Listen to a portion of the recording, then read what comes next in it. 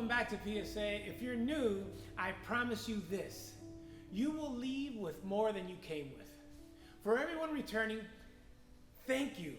Thank you for helping me build a community that cares not only for each other, but for those that we haven't met yet. Sometimes when my mom or dad would do something that surprised me, they would see it on my face and they would say, ¿Qué tú crees? ¿Que estoy hecho de leche pedida? What do you think? I'm a cup of borrowed milk? Weird flex in English, but nonetheless it's funny. I didn't mean anything bad by my expression, but it was almost like, you didn't think I could do this too? I was raised early on to believe that someone who does not try can't win. And instead of hating on somebody else's win, to go and try something. Every attempt you give is a chance for you to win. Your eyesight might get worse as you get older, but your vision shouldn't. My pastor says, love is the context for all mission. And I'm sure you've heard, choose a job you love and you will never work a day in your life. Love is all consuming. And because of that, I believe that is why these principles are applicable and should apply to all roles. One of the most popular verses in the scriptures is 1 Corinthians 13:3. You don't have to read the Bible to know this one as long as you've been to a wedding.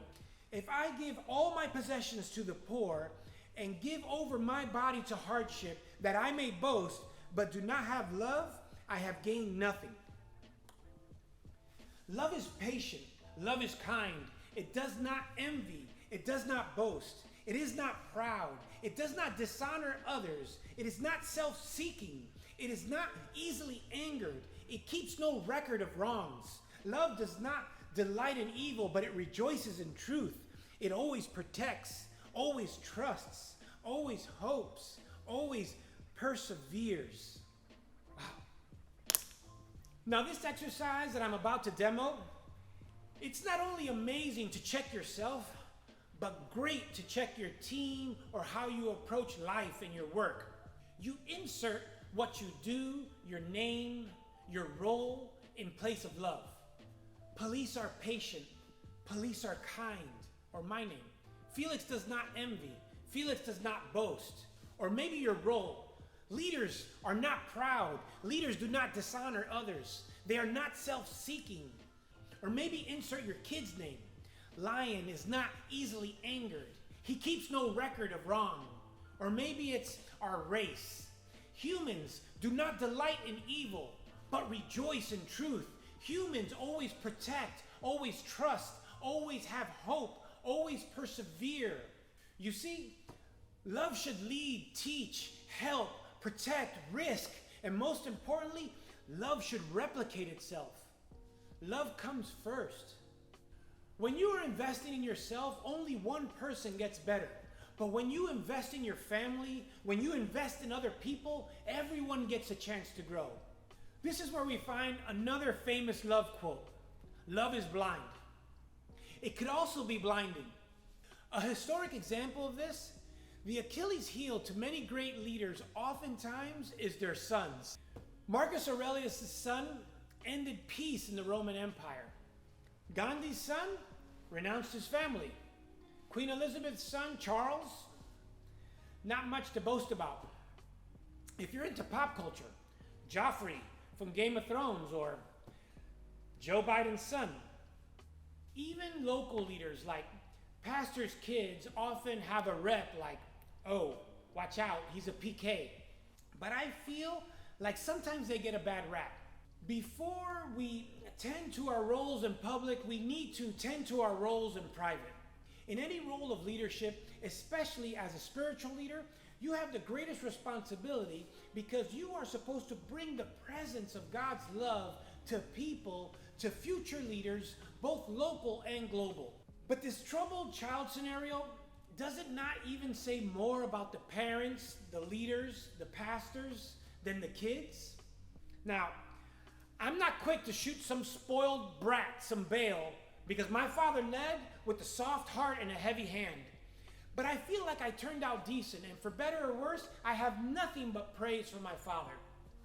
But there's this other illustration in Matthew 18 that reminds us about the shepherd tending to the sheep. The shepherd does not only tend to the sheep that he likes, he is responsible for them all.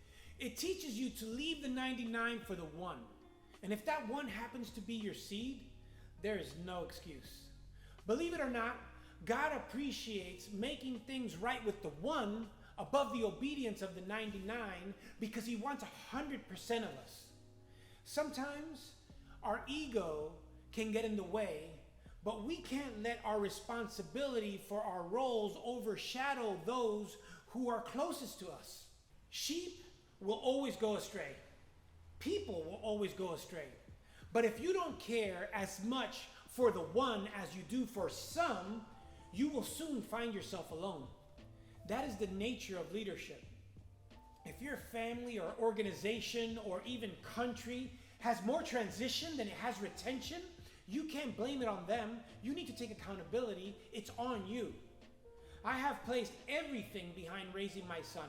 Now, I'm not a pastor's kid by vocation, but my father's values reflected it.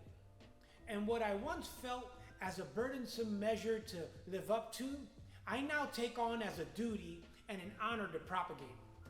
Your vocation may not change your life, but your values will. Serving other people may seem like a slow path to glory, but it is the greatest path to eternal honor. I hope this message helps you lead with love that transcends all miscommunications. And it helps bring out the kindest spirit in you and everyone who's fortunate enough to experience it. Let me know your thoughts on leading with love in the comments. I look forward to learning something new from you. And if you have something stirring in your heart that you would like me to address in a future PSA, please leave that in the comments as well. Let's share this message with someone we may think that can find some value in it. And once again, I want to thank you guys, and I'll see you at the next PSA.